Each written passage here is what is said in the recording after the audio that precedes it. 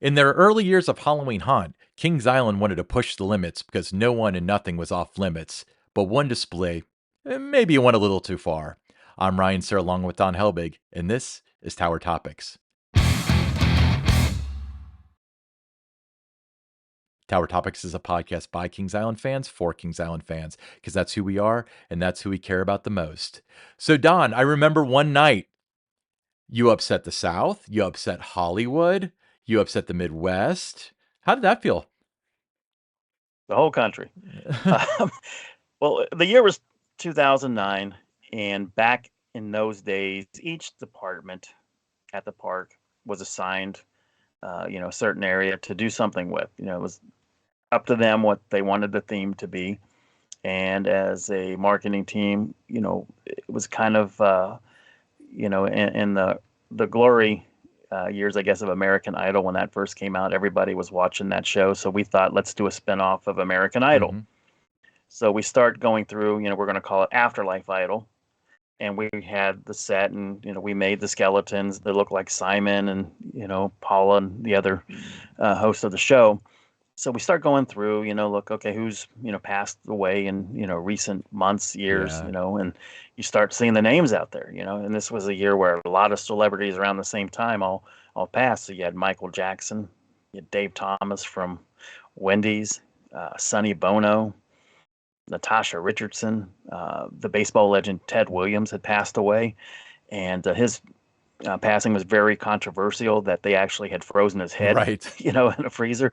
So there was all those kind of things we had to work with. Marge Schott, Reds owner, had passed away, um, and I think I said Heath Ledger, but it was a lot of you know people in recent times. B. Arthur was another one that she was once we had a B. Arthur, and she had the outfit with the big shoulder pads on, and we had them looking very much like the characters. And so it's set up. It looks really, really well done. We're all proud of it.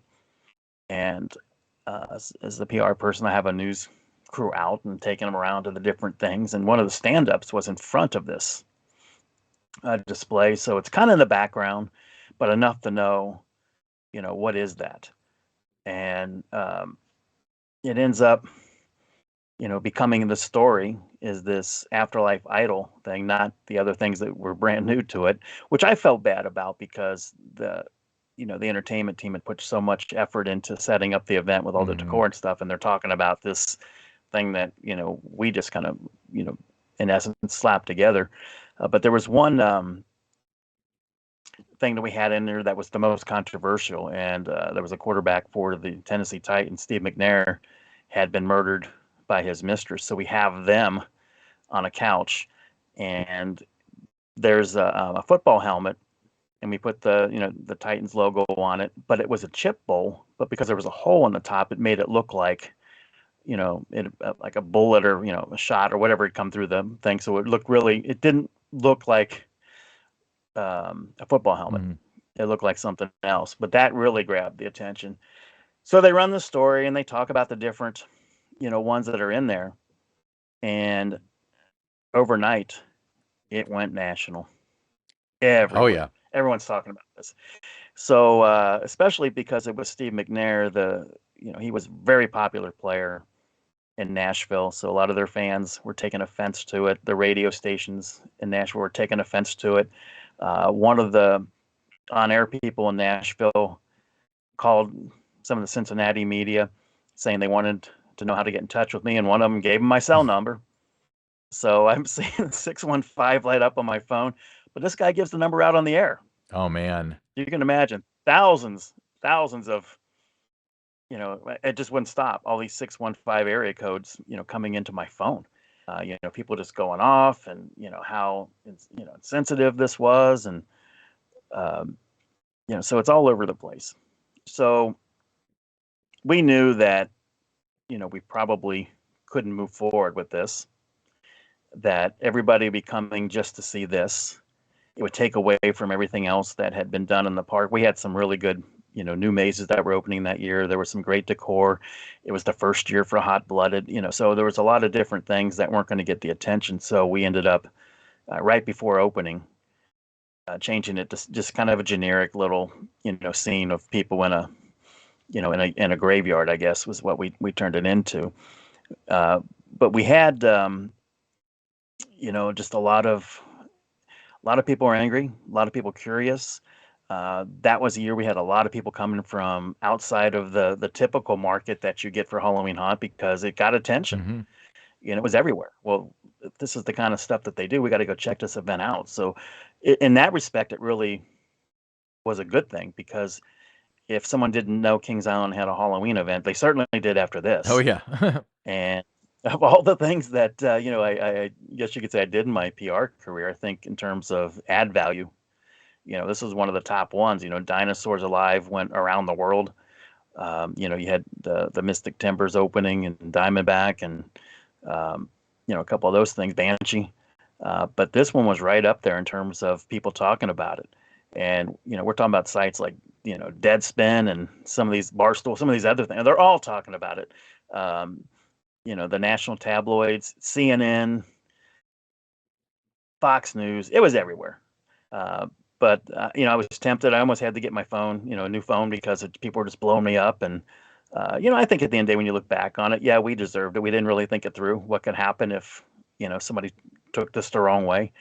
But I will say the things were, really well done. It was easy for the guests to identify who was what. You knew who Michael Jackson was. You knew who Dave Thomas was. You knew who Heath Ledger was. Um, so we had it all mapped out, really well, and we're very proud of how it looked. But certainly not the result. Wasn't what we wanted, and you just learn to kind of dial it back on what we think is good, maybe wasn't. See, it was just something that we had to really do a lot of thought the next time. We were going to do one of those kind of Wait, they scenes. let you do another scene after that fiasco? Totally kidding. So, Well, I don't know. I think we got reassigned to putting the hay bale maze together, something like that for the kids event. I think that was our next. That was our they project after that. They probably didn't let us had you touch it. do the hay All in bale some. maze, and they're like, "Let's see what they can do with this and get national coverage," and it didn't Yeah, happen. but it was. I mean, we didn't think anything about it. I mean, it wasn't even a point to when the media was out that I thought to even highlight on that. We were just that was just where the stand up was, and it was in the background, and you could see the characters of Michael Jackson. It was real quick in that, but you could tell that that was something that people were going to talk about. Became the story, and it went Yeah, I everywhere. remember the footage was weird because it was a really quick shot of it, and then the camera would pan away to nothing. So I don't think that that was the initial. I think that they had the footage, and then they decided that was a story, and then that's all the footage they had, so they rolled with it. Yeah, but that was one of the things too that we were challenged with, as a park was to make it edgy and get people talking. And we certainly got people talking. So, we can check the box right there on that one. But it was, if you didn't know the park had a Halloween event, you certainly did. Yeah, especially the people in After Tennessee and Los Afterlife Idol, Angeles. yeah. So internally, though, were you guys sitting around saying like this is the greatest thing ever, or was there like panic at first? There wasn't anything, when we first were doing it, it was just, another year, just this is what our display is going to be. It's going to be Afterlife Idol, and you don't really think too much about it. And then after all the news started going, and it wasn't, necessarily positive. It was just, how insensitive maybe this thing was. And at that point, yeah, there's a little bit of, I would use the word remorse that we, didn't maybe think it through all the way, or how somebody that, I got one of the people that called me was Ted Williams' granddaughter. I think was one of the ones that called me. If somebody related to Ted Williams called the park and wanted to talk to me about it and just wanted to know how he was depicted. And when I explained it, they were like, "Okay." I just wanted to see how you depicted it. So it was somebody related to him that had read about it in Boston.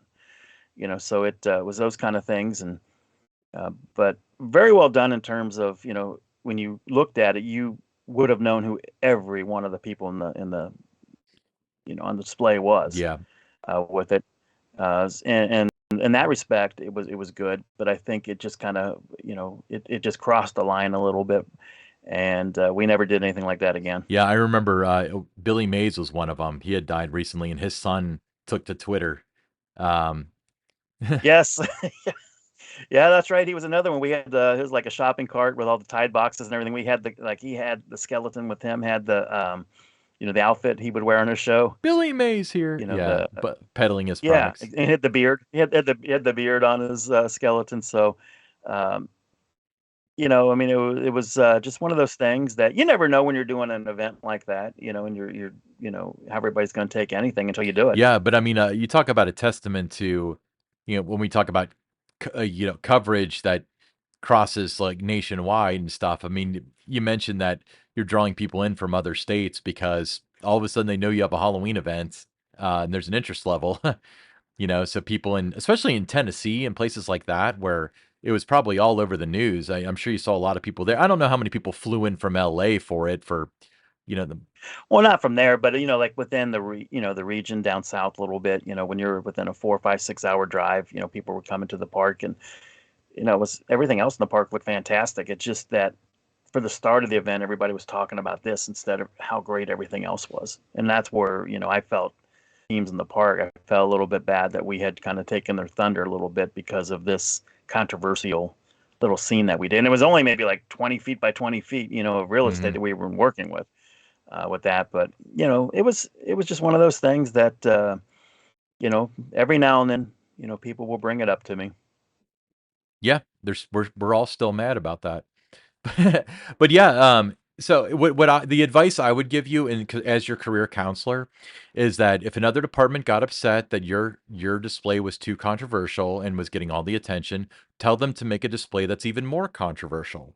And then the next department can make a display that's even more controversial. Well, I don't know that I don't. I mean, they didn't express that they were upset or Oh, anything like I that. know, It's I'm I kidding. felt that way about it because I know how much time and effort they put in everything. And here's something we just sat down on a Saturday afternoon at the park and just kind of sketched out what we wanted to do, and let's go shopping at the stores to pick up the costumes that would kind of look like they would have worn, and it was that. But certainly, if you ever look at something that put Halloween Haunt on the map, perhaps it did that. I would say it did. And they never asked you to make a display again. All right. Well, I'm Ryan Sir along with Don Helbig, and this is Tower Topics.